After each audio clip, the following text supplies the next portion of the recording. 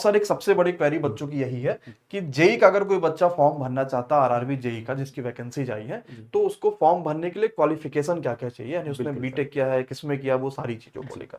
तो सबसे अच्छी बात, जैसा कि मैंने आपको बताया कि आरआरबी जेई में जो भी वैकेंसीज आती हैं उसमें आपने अगर डिप्लोमा किया है तो भी आप एलिजिबल हैं, अगर आपने जो है बीटेक किया है तो भी एलिजिबल हैं। और कई सारे सर बच्चों का डाउट आता है, सर हमने लेटरल एंट्री में एडमिशन लिया था, क्या हम एलिजिबल हैं? तो आप बिल्कुल बच्चों एलिजिबल हैं। अगर आपने 2 साल का डिप्लोमा किया है इंटरमीडिएट के बाद तो भी आप एलिजिबल हैं, इसमें कोई प्रॉब्लम वाली बात नहीं है। तो आपकी ब्रांच वाइज अगर हम लोग एलिजिबिलिटी की बात करें, जैसे जो भी सिविल की वैकेंसी है उसमें अगर आपने सिविल से डिप्लोमा किया है, चाहे 3 साल का हो या 2 साल का हो लेटरल एंट्री के माध्यम से, या आपने बीटेक किया है तो आप उसमें एलिजिबल हैं। इलेक्ट्रिकल के हैं तो सेम कंडीशन यहां पर फिर से आता है कि आपने बीटेक किया है, डिप्लोमा किया, आप फॉर्म अप्लाई कर सकते हैं। इलेक्ट्रॉनिक्स की बात करें, मैकेनिकल की बात करें, तो डिप्लोमा और बीटेक दोनों ही बच्चे इसमें जो है एलिजिबल हैं। अच्छा, एक सेशन रोकना भी चाहेंगे जी सर। अब इसमें कई सारा बच्चा ये पूछता है कि हमने अभी अपेयरिंग है आप, यानी हमारा ये 4th ईयर चल रहा है, हम बीटेक में है, तो वो बच्चा कर सकता है कि नहीं? बिल्कुल सर, जैसे इसमें एक क्रूशियल डेट होता है कि जैसे फॉर्म फिलिंग की जो लास्ट डेट है,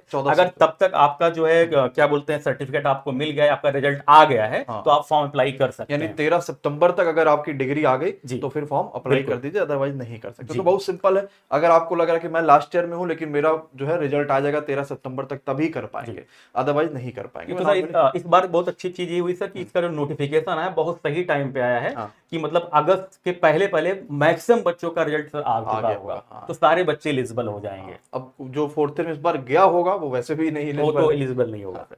ठीक है जी सर।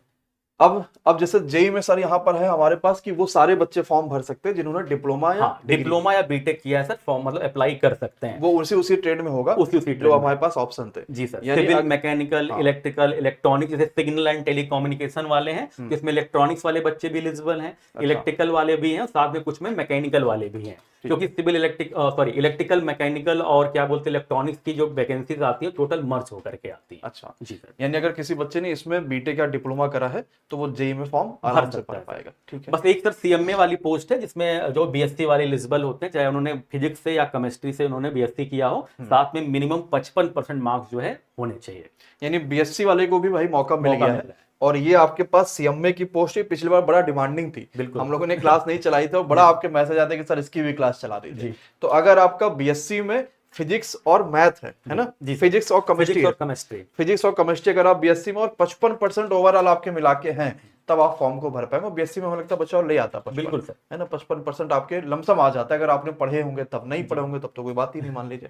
तो सीएमए वाले को यहाँ पर एक मौका मिल रहा है, बीएससी वाले को। फिर एक है सर जेई का इंफॉर्मेशन टेक्नोलॉजी, इसमें सर कंप्यूटर साइंस, बीसीए या बीटेक अगर आपने सीएस या आईटी से किया है, या पीजीडीसीए या बीएससी आपने कंप्यूटर साइंस से किया है, तो वो वाले बच्चे इसमें एलिजिबल होंगे। और ये बड़ा मौका है क्योंकि एक बड़ी समस्या आती है पीजीडीसी वाले को। जी सर, उनको मिलता ही नहीं कि कहाँ फॉर्म भरना है कहाँ नहीं भरता। तो यहाँ पर प्रॉपर लिखा भी है आपके पास कि आपने पीजीडीसी या बीएससी अगर आपका कंप्यूटर साइंस में है तो भाई भर सकते हैं, या बीटेक भी कंप्यूटर साइंस में है तो भर सकते हैं, आईटी वाले भी भर सकते हैं। तो रेलवे सर किसी के साथ भेदभाव नहीं कर रहा, सबको मौका बराबर मिल रहा है। बीसीए वाले भी यहाँ पर हैं, क्योंकि बहुत सारी भर्तियां आती तो कमेंट आते हैं कि सर हमने बीसीए किया, हमने पीजीडीसी किया, तो हमारे पास जो है वो मौके हैं कि नहीं है। तो आपको यहाँ पर मौका मिलेगा जेई की जो इन्फॉर्मेशन टेक्नोलॉजी यानी आईटी वाला जो आपके पास सेक्टर है वो मिल जाएगा। फिर डीएमएस आ गया, डीएमएस में कोई भी सर, अगर आप किसी भी ब्रांच से आपने डिप्लोमा किया है, बीटेक किया, चाहे सिविल, इलेक्ट्रिकल, मैकेनिकल या अन्य किसी जो इससे किया है, तो आप इसमें एलिजिबल हैं, इसमें डीएमएस वाले पोस्ट में। बाकी आप अलग अलग ट्रेड से एलिजिबल नहीं, आपने सिविल से किया तो आप सिविल वाले पोस्ट में जाएंगे, इलेक्ट्रिकल से आपने डिप्लोमा या बीटेक किया तो आप इलेक्ट्रिकल वाले पोस्ट में जाएंगे। मतलब एक साल में अगर हम लोग ऐसा समझ लें तो बीएससी वाला भी यहाँ एलिजिबल है, मैथ्स और केमिस्ट्री, फिजिक्स और केमिस्ट्री वाला। इसके अलावा बीटेक वाला तो है ही, यहाँ पर आपका कोई भी ट्रेड होगा तो आप डीएमएस में कर लेंगे, और अगर रिलेटेड होंगे कि सिविल है, इलेक्ट्रिकल है, मैकेनिकल, तो आप वहाँ जेई बन जाएंगे।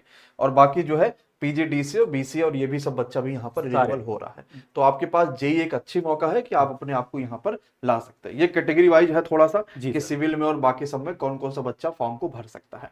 तो क्या एक बार यार यस या नो बता दो भाई, सबको क्लियर है कि आप आरआरबी जेई 2026 का 4098 पद आए हैं, फॉर्म भर सकते हैं कि नहीं? एकदम क्लियर है।